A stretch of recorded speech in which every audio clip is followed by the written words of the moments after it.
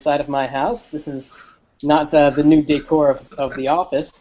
Welcome to Pocket Now Live, everybody. This is a special edition. We are talking Moto X, the biggest deal for Motorola, I guess, since the Droid Ultra, which was announced not too recently. We've got a bunch of the coolest guys I know around here. We've got Adam Dowd, Jaime Rivera, Michael Fisher, and Steven Schenk. I am on a rocking chair, so if you see my picture moving back and forth, that's why. It's unintentional. It's unintentional. So Michael has a phone, and I want to start off with a question, and I want Michael to answer it first. Real quick, let's pre-frame this. The Motorola X is a mid-range phone that is available in a wide variety of color combinations, which is very unique in the industry. Well, my question to you, Michael, is who is this phone for? This phone is, and I will apologize to viewers for my noise level right now. I'm in a coffee shop right next to the venue where the Moto X was announced in New York City. It's the same coffee shop I spent some time with Taylor Martin before he worked for Pocket Now, and with our friends at Board at Work, so I'm having a great time. It's very loud in here. The Moto X is not for any of you. I think that's the main takeaway from this. It's not for guys. It's not for us. It's not for our typical audience. It is for the mass market. If I had counted the number of times Motorola said mass market in this announcement, I would have been, well, I wouldn't have been taking real notes. But the thing is, they are pushing this thing at everyone who wouldn't buy a Nexus, basically. It's going to be available on all 5 U.S. carriers by the top of September. And it's going to be rather affordable at $199 suggested retail on contract, but it's for normal people, and it has features for normal people. That's funny. Now, are there any features that a power user might enjoy, or is this kind of like a watered-down phone with just the basics? Yeah. So first of all, here's the device itself. This is the Moto X in the box, and when Jesus, who just got shot? And when you pop open the box, what happens is you get a phone out here, and we have the unboxing up on YouTube and all this kind of stuff. We have 3 videos on YouTube right now showing various aspects of the device. But yeah, this is the black one, and the feature that we spent the most time on. We got a wonderful tour from Motorola's product manager telling us all these kinds of things, but it's the voice activation feature, the OK Google Now a bit. And so have you tested that? I haven't, because I've been too busy editing video, and as usual, the venue was too loud to do it. But it's funny because what the deal is, if you're not familiar, the phone is always listening, and it's always listening for a keyword, and the key phrase can't be changed, and it's OK Google Now, or OK Google Now, I want to do stuff. And I don't know if this is on. I don't think it's on. It's not even set up yet. But the point is, you don't have to press a button to activate it. The phone doesn't have to be in a specific mode. It doesn't have to be awake. It just needs to be within 10 feet. And it's always listening for that key phrase. That is actually quite handy, considering like your phone can be in your pocket, your phone can be across the room, and you want to set your alarm clock and without getting up. It's very futuristic. I wonder how sensitive it is, because if it's true that the phone can be across the room, that's really awesome. I also wonder if the phone's listening all the time, if it takes any toll on battery life. Right, and that was one of the first questions that we were at, that some press people, including myself, asked at this wonderful Q&A, where it was a very, very genial atmosphere. Everyone was just like, yeah, interrupt, just come on, what's your question? Even with that feature turned on and the other stuff that Motorola is talking about with this phone, they are claiming 24 hours of useful battery life, which, coming from another OEM, I'd be like, well, okay, whatever. But from Motorola, we know these guys know how to make good batteries, right? Now, one question, Michael. That feature, turning that phone on is only for Google Now, meaning I can't be like, phone, turn on, launch text messages, or you can't do that. It's only for Google Now. No, you can do that. You can launch third-party apps. You can set calendar appointments. You can open. Yeah, you can set reminders, all that. Is anyone else super concerned about this being a security issue? I mean, is a kid going to go on the loudspeaker in a Motorola store, say, "Okay, Google Now, delete all contacts," and everyone's phones are going to panic? I mean, does it warn your voice, or will it work for anything?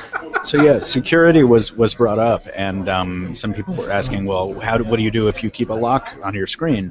And you can set permissions for what you want the phone to respond to when it is locked if you use a lock code. There are some features that'll get around it. There are some features that won't. And the phone is supposed to get to know your voice. Like, you have to train it, so it will only reply to your voice in theory. But that totally didn't work at the demo. Like somebody else, like the guy was like, just try it. I'm sorry that I've forgotten the product manager's name, but he was like, yeah, somebody else tried it, see, it won't respond to you. And then somebody in the press with a totally different voice was like, okay, Google now, what's the time? And the phone's like, oh, the time's 12:30. I want to jump into the main feature really of the Moto X, which is the customizability. You can choose 2 front-faced colors, black or white. You can choose 18 back colors, and 5 accent colors to go along with that? It's seven trim colors to go along with it, and the trim is defined as the keys on the side and the little kind of bezel thing, and then the camera trim. Yeah. Now that's really interesting because historically we've had black and white phones, and then you look at the Lumia, maybe the upcoming iPhone 5C or whatever, and we're going to have some color choices. But the Motorola X takes it to another level. And my question, and I'm going to ask Adam this, did Motorola answer a question that nobody asked, or are they really onto something? Do people really want a lime green back phone with the red accent and black front plate? Well, I would say if people don't want that, then all the iPhone kiosks and, You muted. Can't hear you. Can't hear you. On mute. Adams keeps talking, but we can't hear him. Yeah, Adam, you should. If you start up his voice. We can't hear you. Stop typing. Hello? I'm not muted. Yeah, if you're iPhone kiosks, you were saying that if people don't want this, then all the iPhone kiosks are like basically dead. Is that what you're saying? Okay. Can you hear me now? Yeah. Yes. Okay. So yeah, where I about that is if people don't want that, then all the kiosks in every mall in America that sell these different colored cases for different phones are way off base. I'm just not sure that people want to commit to a certain color scheme. They might want to buy a $20 case this week and a $20 case the next week and, rotate it that way. Well, you have That's the a really 2-week good point. exchange period. There's such a huge industry surrounding color changing options. I mean, just the iPhone front and back plate, as you say, Adam, industry is huge. Every mall has a kiosk where in 5 minutes you can get a new front and back plate. But and cases are obviously a mega huge industry. But my question is, personally, I like to have a black or white phone because if I get a cyan phone or a yellow phone, this question's going to Michael next, I would get tired of it because even though the first month or two I'm like, damn, that cyan is just hot. It's unique. After month 3, I'm like, this doesn't match my awesome pink shirt. This doesn't look good on a table anymore. Michael, do you think people really want to live with such unique color choices for the length of their contract? From a man who likes colorful phones. Well, to use a tired analogy and one that Motorola actually used at the event, I mean, people do that already, but maybe not with phones, but they do it with cars. Which are a much more substantial investment. People get funky colors in cars. They get funky customized sneakers, another thing that Motorola was talking about today. So I think there's a market for this. I do. And maybe after a year and a half, all these colors will be tired, and people will be like, God, I wish they just let me change the color all the time. But the process of selecting your color looks so easy and so fun using the Moto Picker or whatever they call it.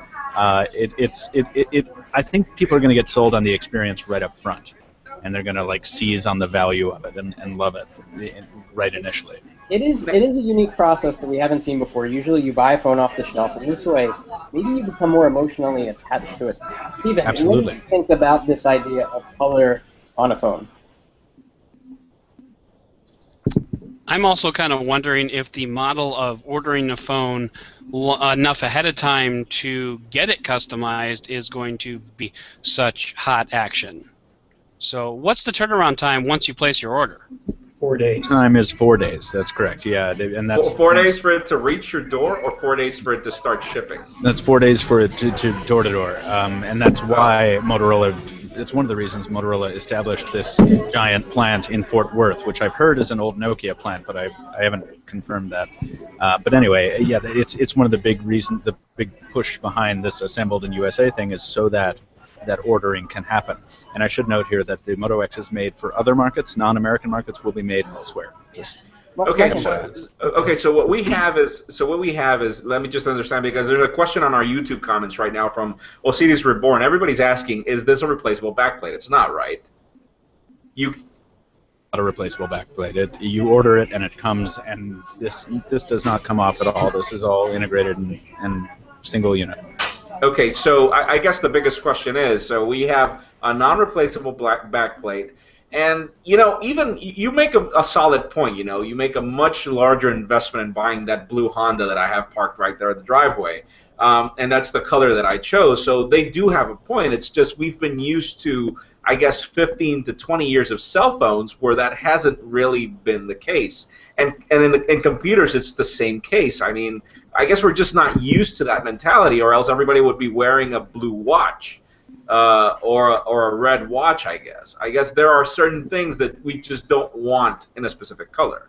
That's a really good point. Michael, they made a big deal about how the phone is crafted.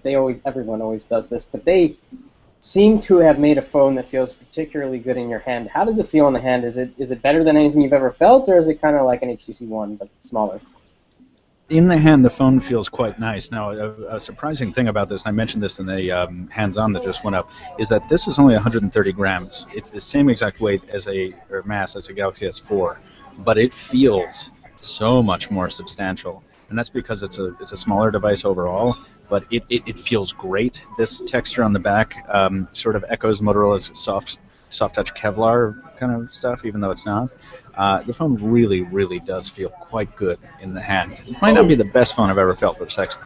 Oh, wait a second. Sorry, Jaime. It's got this little dimple, too, where you put your finger, which is something every phone should have. Do you see that? A dimple for your finger? Dimple for your finger.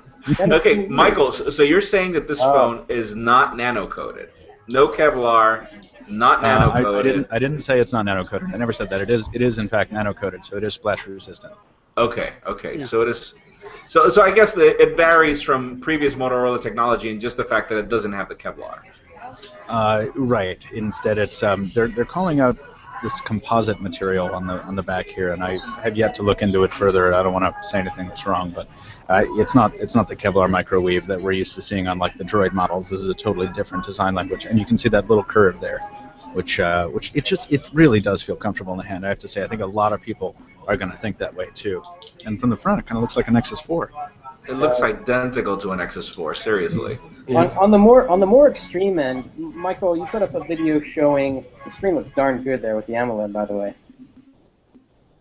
Look at those blacks. Indeed, look at those deep blank. I got to set this up so we can actually see the thing. Go ahead, Brandon. What was your question? On the more extreme end, Michael, you were showing off some wood back panels that are going to be coming out later in Q4.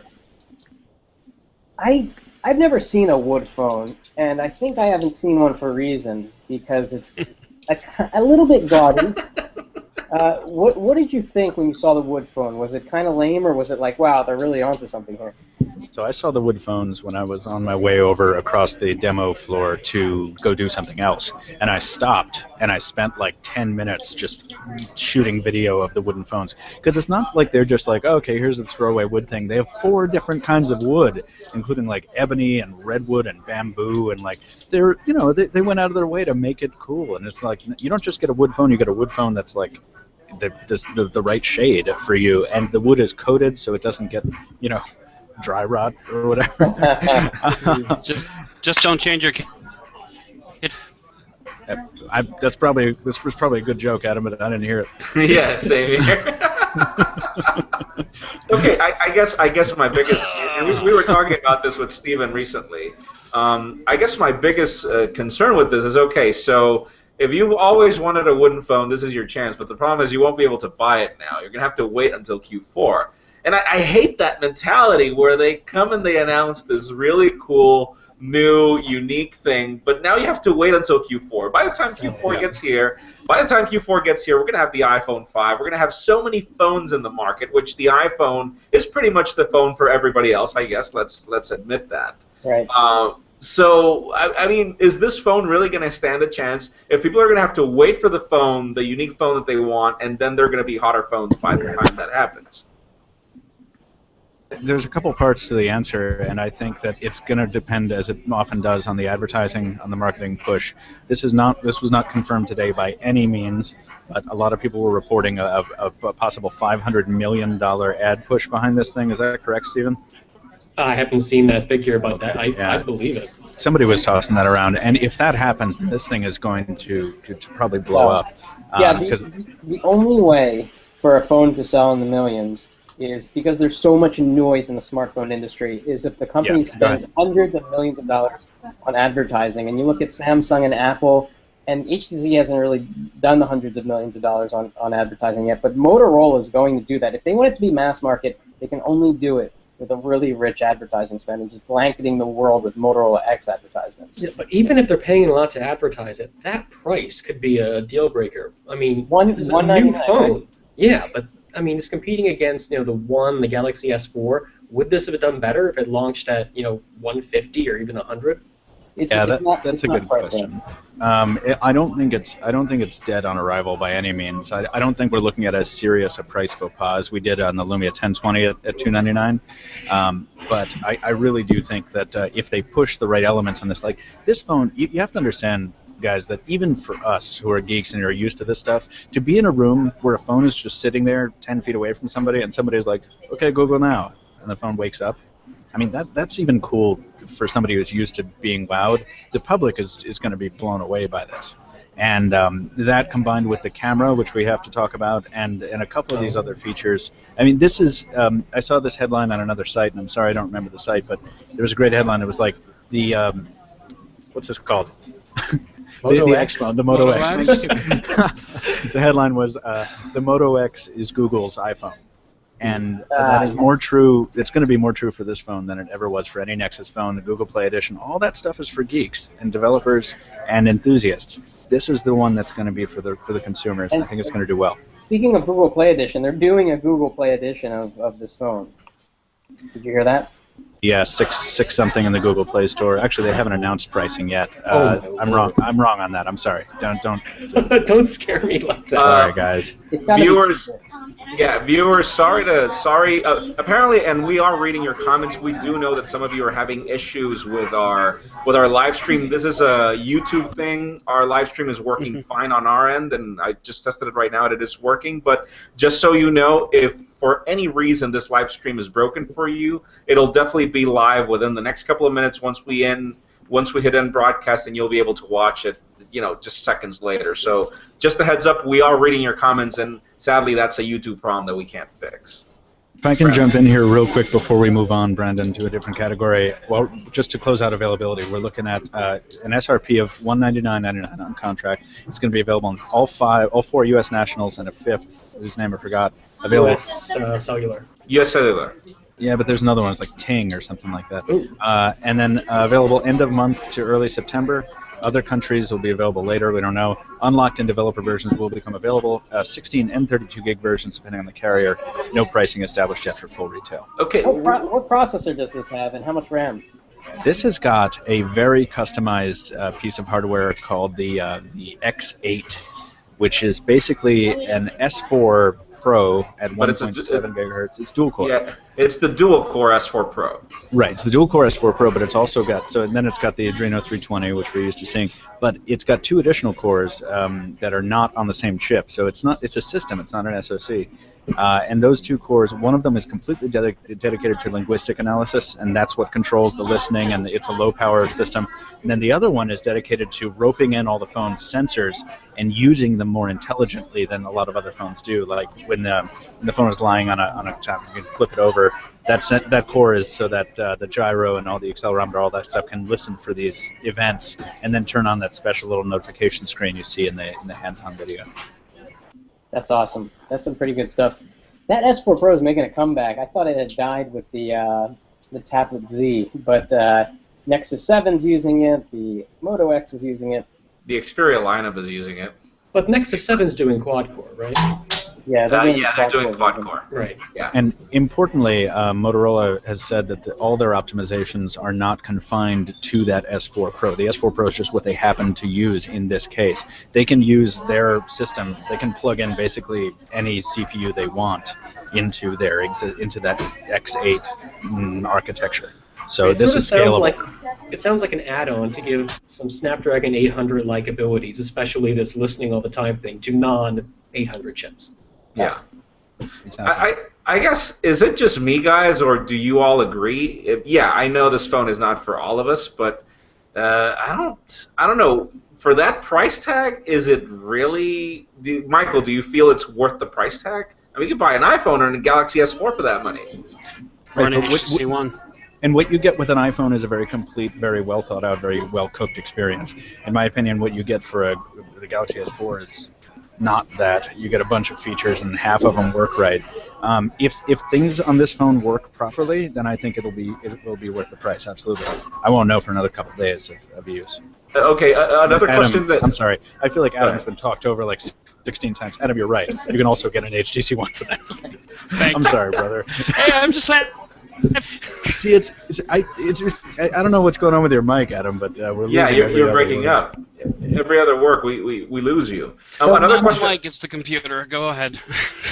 Sorry, Michael, you mentioned camera features. What's unique about the camera? How many megapixels? What does it do that's cool? How are the photos? So we were theorizing on yesterday's weekly that it's a 10 megapixel sensor, but we were acting on some rumors that maybe it was doing some pixel doubling action to spit out like 2.5 megapixel shots. It's not doing that.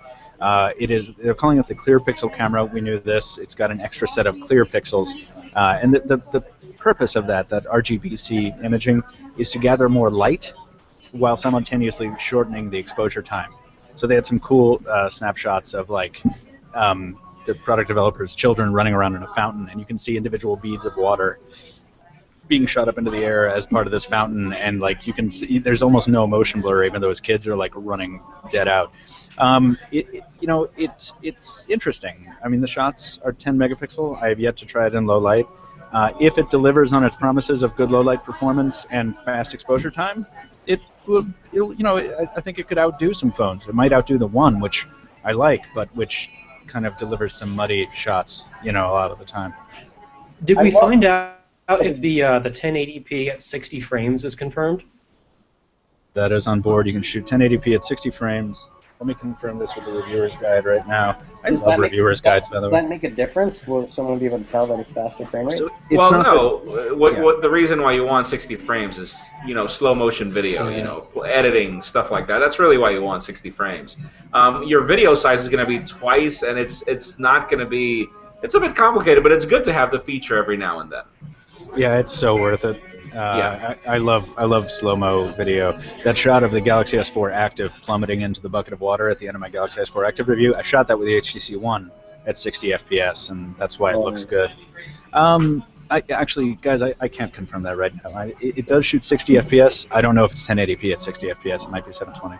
I was about to say, I think that's it most likely will be 720p. I mean, most high-end cameras are still stuck at that. Yeah, I mean, this thing isn't a GoPro or anything like that. Exactly.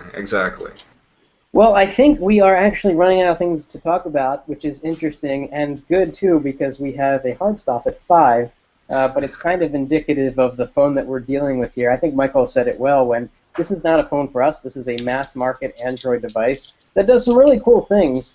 The next question I want to propose, and perhaps the last question, is do you think that, we'll go with Jaime first, do you think that this will set a trend and color customization is going to become a thing? This is not going to be the first phone with color customizations, and we've seen Nokia even try replaceable backplates, and that hasn't really taken off. I think that it'll happen. It's just not at that price tag, not at the mass market that they want to cater to.